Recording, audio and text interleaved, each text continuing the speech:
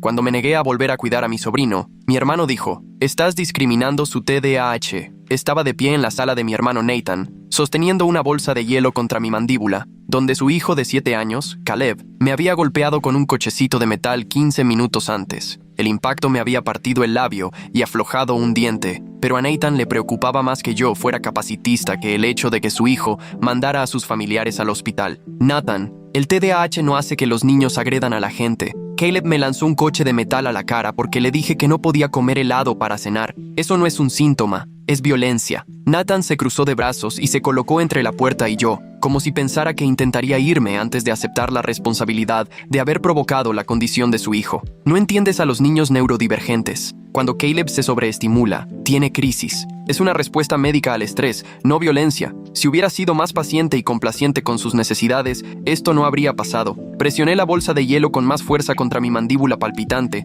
e intenté mantener la voz tranquila, aunque quería gritar, «Nathan, esta es la 4ª vez que cuido a Caleb en 2 meses. La primera vez, destrozó mi televisión con un bate de béisbol porque cambié de canal. La segunda, vertió cloro en mi pecera y mató a mis 6 peces. La tercera, me encerró en el sótano durante 3 horas mientras saqueaba mi cocina. Y ahora me ha provocado una conmoción cerebral y posiblemente me ha roto la mandíbula. Nada de eso es TDAH. Es un patrón de violencia deliberada y creciente». La cara de Nathan se puso roja y se acercó, invadiendo mi espacio de una manera que se sintió intencionadamente amenazante. Todo eso fueron accidentes o síntomas de disfunción ejecutiva. Lo de la televisión fue un problema de control de impulsos. Lo de los peces fue que no entendía las consecuencias. Lo del sótano fue que estaba explorando límites. Y lo de esta noche fue una sobreestimulación que lo llevó a una reacción física que no pudo controlar. Todo lo que describes es un comportamiento de TDAH de manual que cualquier psiquiatra pediátrico reconocería. El hecho de que estés patologizando los síntomas de un niño discapacitado demuestra tu falta fundamental de educación sobre los trastornos del neurodesarrollo. Retrocedí hacia la puerta y Nathan se movió conmigo, manteniendo la incómoda proximidad. Me dolía tanto la mandíbula que apenas podía pensar con claridad, pero necesitaba salir de esta casa antes de que Nathan me convenciera de que yo era el problema. «No estoy patologizando nada. Te estoy diciendo que tu hijo está lastimando a la gente y estás usando su diagnóstico como excusa para no abordar un comportamiento peligroso. Ya no lo voy a cuidar. Busca a alguien más». La expresión de Nathan pasó de defensiva a furiosa en un instante. ¿De verdad vas a abandonar a tu sobrino porque tiene una discapacidad? ¿Vas a discriminar a un niño de 7 años que necesita apoyo y comprensión? ¿Qué clase de tío hace eso? Su voz se hacía más fuerte con cada pregunta, hasta que casi gritaba. «El que no quiere ser agredido en su propia casa. Me voy, Nathan. No vuelvas a llamarme para cuidarlo». Nathan me agarró del brazo cuando fui a tomar el pomo de la puerta, y su agarre fue tan fuerte que me dolió. «Si sales por esa puerta, si abandonas a Caleb porque no puedes manejar su TDAH, te saco de la familia por completo. Mamá y papá se enterarán de esto. Todo el mundo sabrá que discriminaste a un niño discapacitado». Me solté del brazo de un tirón y abrí la puerta, saliendo al frío aire de la tarde mientras Nathan me gritaba sobre capacitismo, discriminación y lealtad familiar. Me subí a mi coche y conduje directamente a la sala de urgencias porque me dolía tanto la mandíbula que pensé que podría estar rota. La doctora de urgencias me examinó y confirmó que tenía una contusión grave, pero no fractura. Me preguntó cómo me había hecho la lesión, y dudé antes de decirle que mi sobrino de 7 años me había lanzado un cochecito de metal a la cara. La expresión de la doctora cambió de inmediato y me preguntó si era la primera vez que el niño era violento conmigo. Le dije que no, que era el 4º incidente en 2 meses, y le expliqué el patrón de comportamiento creciente. Tomó notas en mi expediente y luego preguntó si los padres del niño estaban al tanto de la violencia. Le dije que sí, pero que ellos afirmaban que todo eran síntomas de TDAH que yo era demasiado ignorante para entender. La doctora me miró durante un largo momento, antes de decir que estaba obligada por ley a presentar un informe a Servicios de Protección Infantil, porque un niño de 7 años que mostraba este nivel de violencia hacia los adultos representaba un grave problema de seguridad. Dijo que el TDAH no hace que los niños dañen deliberadamente a personas o animales, y que el comportamiento que describí sugería una supervisión inadecuada, falta de tratamiento apropiado o algo más preocupante que solo el TDAH. Salí de urgencias con los papeles del alta, una receta para analgésicos y la creciente sensación de que acababa de poner en marcha algo que destrozaría a mi familia. Mi teléfono empezó a vibrar antes de que llegara a mi coche. Nathan había llamado 6 veces y dejado 3 mensajes de voz. Escuché el primero y borré inmediatamente los demás. Gritaba sobre cómo lo había traicionado por ir al hospital en lugar de ponerme hielo en casa. sobre cómo claramente estaba planeando hacer un escándalo por un accidente, sobre cómo estaba tratando de poner a todos en contra de Caleb. El segundo mensaje era de mi madre, preguntando qué había pasado y diciendo que Nathan le había dicho que me negaba a ayudar con Caleb por prejuicios contra el TDAH. El tercero era de Nathan otra vez, esta vez amenazando con demandarme por difamación si le decía a alguien que Caleb me había lastimado. Conduje a casa y me desplomé en mi sofá con la bolsa de hielo en la mandíbula, tratando de procesar lo que acababa de suceder. Mi relación con mi hermano siempre había sido complicada,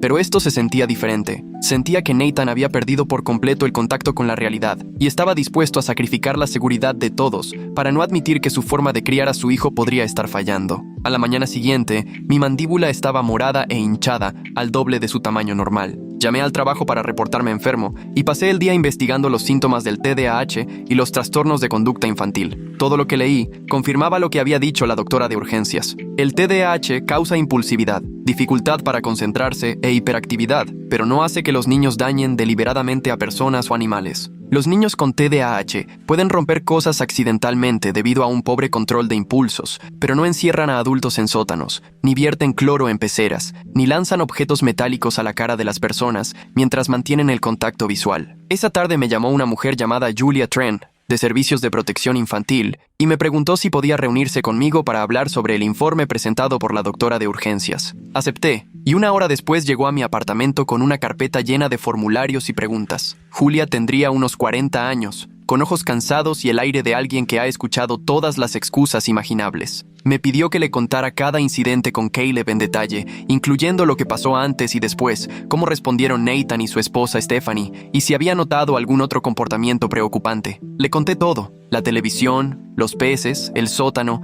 el coche de metal. Le mostré las fotos que había tomado de la televisión rota y la pecera vacía. Describí cómo Nathan siempre enmarcaba todo como síntomas de TDAH y cómo Stephanie parecía tenerle miedo a Caleb, pero no lo admitía. Julia tomó notas detalladas y me preguntó si sabía si Caleb estaba recibiendo tratamiento para su TDAH. Le dije que Nathan había mencionado medicamentos y terapia, pero no conocía los detalles. Julia dijo que realizaría una visita a su casa y entrevistaría a Nathan, Stephanie y Caleb como parte de su investigación. Me advirtió que Nathan probablemente se enojaría cuando se enterara de que había hablado con Protección Infantil y que debía documentar cualquier contacto amenazante o de acoso de su parte. Me dio su tarjeta y me dijo que la llamara de inmediato si algo escalaba. Después de que se fue, me senté en mi apartamento sintiéndome enfermo de culpa y alivio a partes iguales. Culpa porque acababa de denunciar a mi propio hermano a los servicios de protección infantil. Alivio porque tal vez ahora alguien con autoridad real haría que Nathan enfrentara la realidad sobre el comportamiento de su hijo. Nathan llamó 20 minutos después y empezó a gritar antes de que yo dijera: «Hola, servicios de protección infantil». Acababa de irse de su casa y le había informado que yo había presentado una queja sobre que Caleb era peligroso y estaba siendo descuidado. Nathan dijo que había cruzado una línea sin retorno, que había intentado que le quitaran a su hijo por síntomas normales de TDAH, que yo era un monstruo que odiaba a los niños discapacitados. Lo dejé gritar durante unos 30 segundos antes de interrumpirlo. «Nathan, yo no presenté nada». La doctora de urgencias presentó un informe obligatorio, porque cuando un niño de 7 años causa lesiones lo suficientemente graves como para requerir tratamiento en urgencias, los proveedores de atención médica están legalmente obligados a informarlo. Solo respondí honestamente a las preguntas de protección infantil. La voz de Nathan se volvió aún más fuerte y amenazante. Podrías haber mentido. Podrías haber dicho que fue un accidente. Podrías haber protegido a tu familia en lugar de sacrificar a tu sobrino. Pero elegiste convertir esto en un gran problema porque tienes prejuicios contra los niños neurodivergentes y quieres castigar a Caleb por tener una discapacidad. Presioné la bolsa de hielo contra mi mandíbula todavía hinchada e intenté mantener la calma. «Nathan, quiero a Caleb, pero me lastimó tanto que necesité atención médica, y eso no es un comportamiento normal para ningún niño de 7 años, independientemente del TDAH». La doctora se preocupó e hizo lo que está legalmente obligada a hacer. No se trata de discriminación. Se trata de un patrón de comportamiento peligroso que necesita ser abordado. El tono de Nathan pasó de furioso a frío y calculador. «Has destruido a esta familia. Mamá y papá están avergonzados de ti. Stephanie está devastada y Caleb está traumatizado porque unos extraños vengan a interrogarlo, porque su tío es un fanático capacitista. Espero que estés feliz». Colgó antes de que pudiera responder. 5 minutos después, llamó mi madre. Su voz era tensa y me preguntó si era cierto que había denunciado a Nathan a los servicios de protección infantil porque Caleb tenía TDAH. Le expliqué lo que realmente pasó: las lesiones, el patrón de violencia, el informe obligatorio de la doctora de urgencias. Mi madre se quedó quedó en silencio un largo momento antes de decir: Nathan me mostró fotos de tu mandíbula. Se ve muy doloroso. Pero, cariño, Caleb es solo un niño pequeño con TDAH. Tú eres un hombre adulto. ¿No podrías haber sido más cuidadoso a su alrededor hasta que aprenda a controlar mejor sus impulsos? La pregunta me golpeó más fuerte que el coche de metal. Mi propia madre me estaba sugiriendo que debería haberme protegido mejor de un niño violento en lugar de esperar que los padres del niño abordaran la violencia. Le pregunté si creía que era normal que un niño de 7 años causara lesiones que requirieran tratamiento en urgencias. Mi madre dijo que no sabía qué era normal para los niños con TDAH, pero que Nathan siempre había sido sensible y no quería que la familia se destrozara por un malentendido. Me preguntó si podía disculparme con Nathan y explicarle a Protección Infantil que todo estaba bien. Le dije que no. No podía mentirle a los servicios de protección infantil y no me disculparía por recibir tratamiento médico después de ser agredido. Mi madre suspiró y dijo que esperaba que supiera lo que estaba haciendo, porque esto podría tener serias consecuencias para todos. Después de colgar, me di cuenta de que toda mi familia se pondría del lado de Nathan porque admitir que el comportamiento de Caleb era peligroso significaba admitir que Nathan y Stephanie estaban fallando como padres. Era más fácil culparme a mí por ser discriminatorio que enfrentar la realidad de que algo andaba muy mal. Esa tarde recibí un mensaje de texto de mi hermana Lauren preguntándome si podíamos vernos para tomar un café. Lauren era 2 años menor que yo y siempre había sido la diplomática de la familia. Nos encontramos en un café cerca de su oficina y se veía agotada. Dijo que Nathan la había llamado llorando porque Protección Infantil lo estaba investigando, afirmando que yo intentaba destruir a su familia porque odiaba a los niños con TDAH. Lauren me pidió mi versión de la historia y le mostré las fotos de mi mandíbula, la televisión rota y los peces muertos. Le conté cada incidente en detalle. Lauren escuchó sin interrumpir y, cuando terminé, dijo en voz baja: Cuidé a Caleb el mes pasado. Me encerró en el baño durante 2 horas y tuve que salir por la ventana. Cuando se lo conté a Nathan, dijo que Caleb solo estaba jugando y que yo había exagerado. No insistí porque no quería parecer capacitista, pero tuve miedo todo el tiempo que estuve encerrada. Sacó su teléfono y me mostró moretones en sus brazos donde Caleb la había mordido cuando intentó evitar que apuñalara los cojines del sofá con unas tijeras. Nathan dijo que la mordida era una necesidad sensorial oral relacionada con el TDAH. Lo de las tijeras era por problemas de control de impulsos. Tiene una explicación para todo que hace parecer que nosotros somos el problema por no entender la discapacidad de Caleb. Me quedé mirando las fotos de los brazos amoratados de Lauren y sentí una rabia creciente en mi pecho. Esto ya no se trataba solo de mí. Nathan estaba usando el TDAH como un escudo para evitar abordar un comportamiento que estaba escalando y poniendo en riesgo a varias personas. Le pregunté a Lauren si estaría dispuesta a hablar con los servicios de protección infantil sobre lo que le había pasado. Dudó. Luego dijo que lo haría, pero que tenía miedo de la reacción de Nathan. Acordamos documentarlo todo y cooperar plenamente con la investigación de protección infantil. Durante la semana siguiente, Julia Trent entrevistó a varios miembros de la familia y a los maestros de Caleb. Me llamó 3 días después de su visita inicial y dijo que la investigación había revelado patrones preocupantes. La escuela de Caleb había documentado 15 incidentes en el último semestre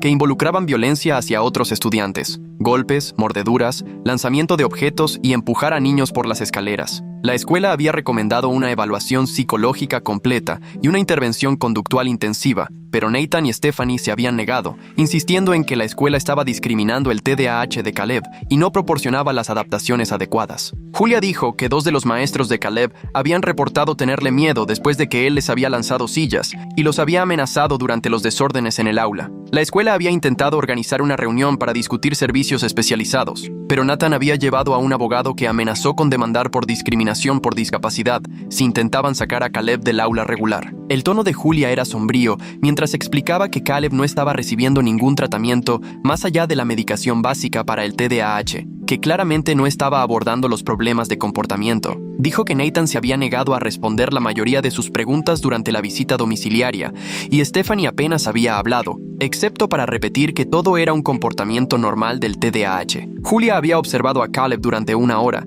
y notó que, si bien mostraba algunos comportamientos hiperactivos típicos, también mostraba signos preocupantes de trastorno negativista desafiante, posibles indicios de trastorno de la conducta y falta de empatía al hablar de los incidentes en los que había lastimado a personas. Dijo que la combinación de problemas de conducta no tratados, la negación de los padres y la violencia creciente significaba que iba a recomendar una evaluación psicológica ordenada por un tribunal y clases para padres para Nathan y Stephanie. Si se negaban a cooperar, recomendaría la retirada de emergencia de Caleb del hogar hasta que se pudiera establecer un tratamiento adecuado. Pregunté qué pasaría a continuación, y Julia dijo que un juez de un tribunal de familia revisaría su informe y tomaría una decisión en un plazo de 2 semanas. Me advirtió de nuevo que Nathan probablemente intensificaría su acoso una vez que recibiera la notificación de los procedimientos judiciales. Tenía razón. Al día siguiente, Nathan apareció en mi lugar de trabajo y armó una escena en el vestíbulo, gritando sobre cómo destruía a su familia e intenté que el gobierno le robara a su hijo discapacitado. La seguridad tuvo que escoltarlo fuera mientras gritaba que yo era un intolerante y que todos deberían saber lo que había hecho. Mi jefe me llamó a su oficina después y me preguntó qué estaba pasando. Le expliqué la situación lo más brevemente posible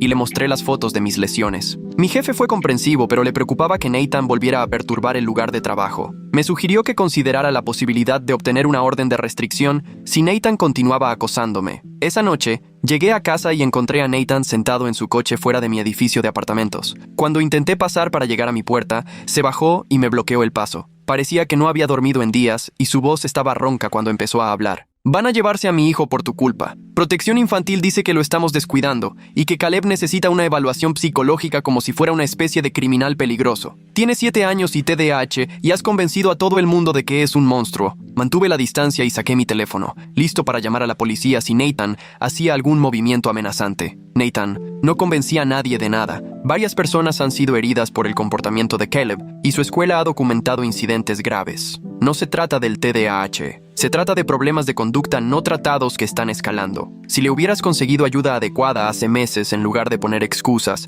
no estaríamos en esta situación. Nathan se rió, pero sonó desquiciado. ¿Ayuda adecuada? ¿Te refieres a drogas para sedarlo y que obedezca? ¿Terapia que patologiza la energía normal de la infancia? Eso es lo que tú y Protección Infantil quieren. Pero no le haré eso a mi hijo. No dejaré que el sistema médico destruya a quienes solo porque la sociedad no acepta a los niños neurodivergentes. Me di cuenta entonces de que Nathan creía genuinamente que estaba protegiendo a Caleb al negarse al tratamiento. Se había convencido a sí mismo de que reconocer los problemas de comportamiento significaba traicionar la identidad de su hijo. Nathan, no se trata de aceptación, se trata de seguridad. Caleb está lastimando a la gente y tú lo estás permitiendo. Eso no es protegerlo, es permitir que desarrolle patrones que destruirán su vida. Nathan se acercó y su cara quedó a centímetros de la mía. Si se llevan a Caleb, si lo meten en alguna institución o lo obligan a tomar medicamentos, nunca te perdonaré. Estarás muerto para esta familia. Luego volvió a su coche y se marchó, dejándome temblando en el estacionamiento. Entré y llamé inmediatamente a Julia Trent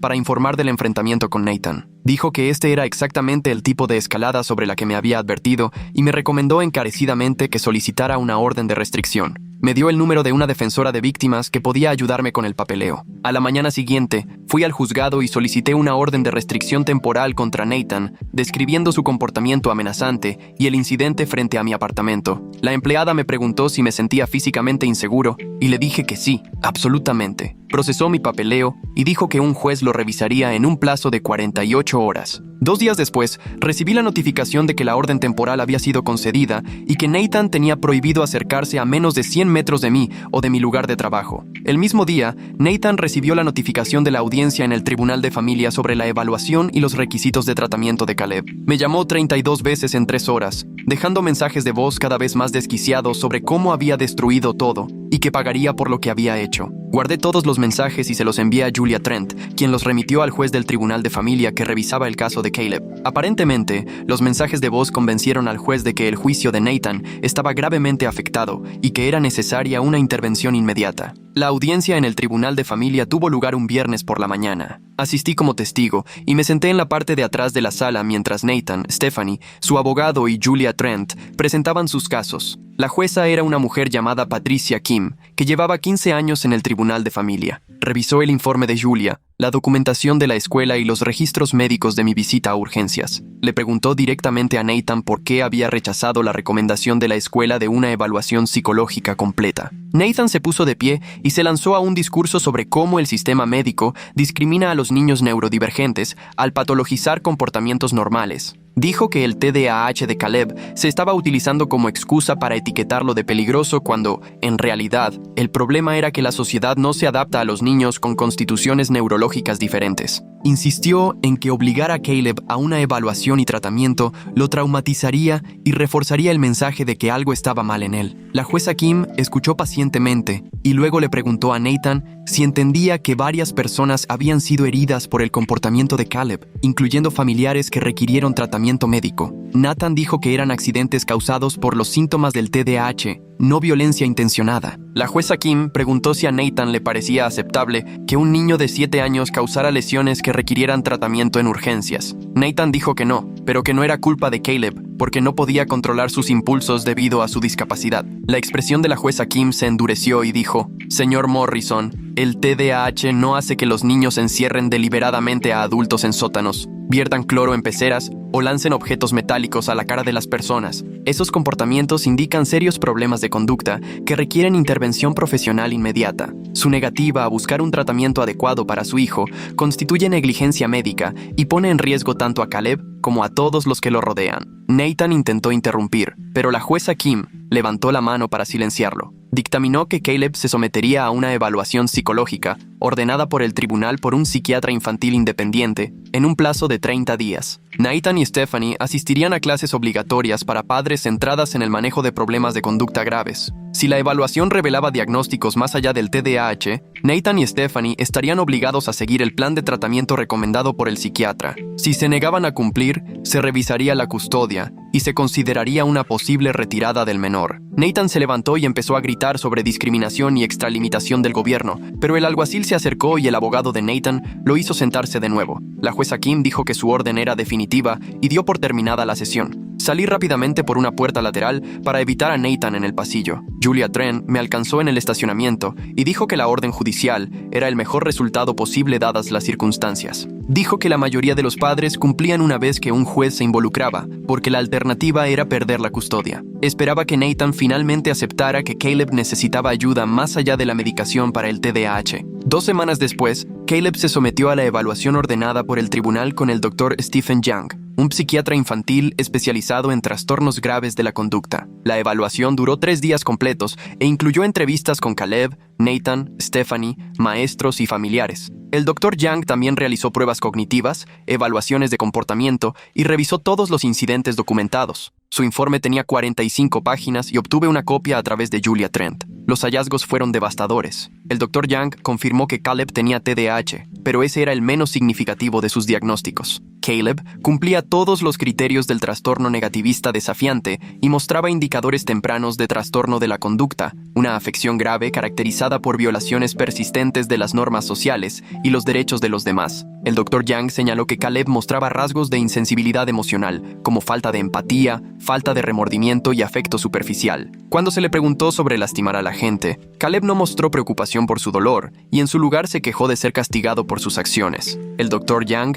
escribió que el patrón de comportamiento de Caleb sugería un riesgo significativo de desarrollar un trastorno de la personalidad antisocial si no se intervenía de inmediato. El informe detallaba cómo la negativa de Nathan y Stephanie a reconocer la gravedad de los problemas de Caleb había permitido que los comportamientos escalaran sin control. El Dr. Young recomendó la colocación inmediata en un programa terapéutico especializado para niños con problemas graves de conducta, terapia familiar intensiva y medicación para tratar la agresión y el control de impulsos. Fue contundente al afirmar que el tratamiento estándar para el TDAH era completamente insuficiente para las necesidades de Caleb y que, sin una intervención intensiva, Caleb estaba en una trayectoria hacia el centro de detención juvenil en la adolescencia. La respuesta de Nathan al informe fue publicar un ensayo de 3,000 palabras en las redes sociales, afirmando que la evaluación psiquiátrica era sesgada y discriminatoria. Escribió que el doctor Young había patologizado comportamientos normales del TDAH porque no entendía a los niños neurodivergentes. Me acusó por mi nombre de orquestar una conspiración para etiquetar a su hijo como peligroso. Afirmó que Protección Infantil,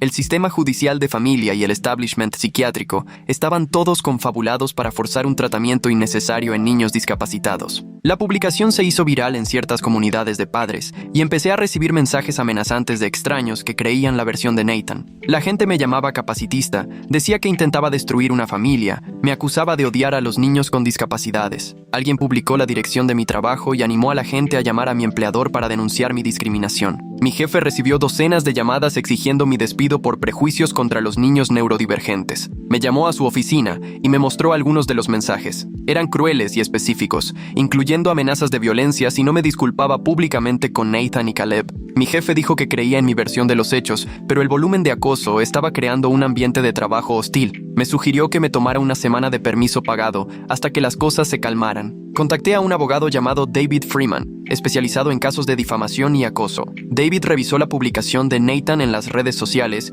y los mensajes amenazantes que había recibido. Dijo que Nathan había cruzado la línea del discurso protegido a la difamación procesable al hacer afirmaciones falsas que me presentaban como alguien que discriminaba a niños discapacitados, cuando en realidad me había estado protegiendo de una violencia documentada. David redactó una carta de cese y desistimiento, exigiendo que Nathan eliminara la publicación en las redes sociales y emitiera una corrección pública, o se enfrentaría a una demanda por difamación. La respuesta de Nathan fue publicar de nuevo, esta vez afirmando que intentaba silenciarlo con amenazas legales porque no soportaba ser expuesto como un intolerante. Inició una recaudación de fondos para pagar los honorarios legales para luchar contra mi supuesto acoso a su familia. La recaudación de fondos juntó $15,000 en 3 días de personas que creyeron su narrativa. David presentó una demanda por difamación en un tribunal civil, citando las afirmaciones falsas, el daño medible a mi reputación y empleo, y la negativa de Nathan a retractarse de las declaraciones después de ser informado de que eran falsas. La demanda pedía una indemnización por daños y perjuicios, una orden judicial que exigiera a Nathan eliminar todas las publicaciones difamatorias y una orden de restricción permanente contra más acoso. Nathan contrademandó por angustia emocional, alegando que mi negativa a cuidar a Caleb y mi cooperación con protección infantil habían causado un trauma grave a su familia. Su abogado argumentó que mis acciones constituían discriminación contra un niño discapacitado y que Nathan tenía todo el derecho a hablar públicamente sobre sus experiencias. La batalla legal se prolongó durante meses, mientras Nathan continuaba su campaña en las redes sociales y yo seguía recibiendo amenazas de sus seguidores. Mientras tanto, el Tribunal de Familia ordenó que Caleb comenzara el programa terapéutico intensivo que el Dr. Yang había recomendado. Nathan y Stephanie se opusieron a la colocación, pero finalmente cumplieron después de que el juez amenazara con la retirada inmediata de la custodia. Caleb fue inscrito en un programa de tratamiento diurno que proporcionaba educación especializada, terapia conductual y gestión de medicamentos para niños con problemas graves de conducta. 3 meses después de iniciado el tratamiento,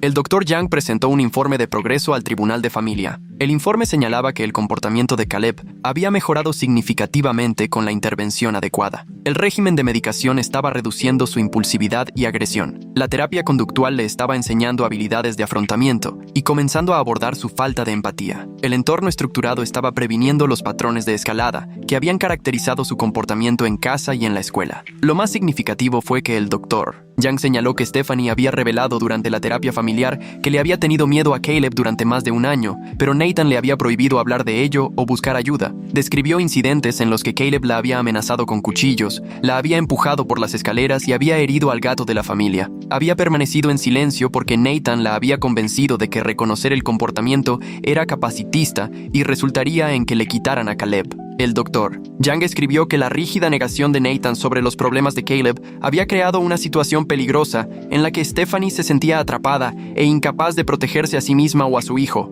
El informe recomendaba tratamiento continuo para Caleb en terapia individual intensiva para que Nathan abordara su negación y su pensamiento distorsionado sobre la discapacidad. 6 meses después de la orden judicial inicial, Julia Trent me llamó para decirme que el tratamiento de Caleb estaba teniendo un éxito inesperado. Exhibía un comportamiento significativamente menos violento y comenzaba a mostrar respuestas emocionales apropiadas a la angustia de los demás. El programa terapéutico se preparaba para reincorporarlo a una escuela regular con apoyos adicionales. Más importante aún, Nathan finalmente había comenzado a aceptar que los problemas de Caleb iban más allá del TDAH y que negar el tratamiento había dañado a su hijo en lugar de protegerlo. La demanda de difamación de Nathan en mi contra fue desestimada después de que el juez revisara el registro completo de la violencia documentada de Caleb y no encontrara pruebas de que yo hubiera discriminado a un niño discapacitado. Mi demanda por difamación contra Nathan llegó a juicio y un jurado falló a mi favor, otorgándome $75,000 por daños a mi reputación y angustia emocional. El tribunal ordenó a Nathan que eliminara todas las publicaciones en redes sociales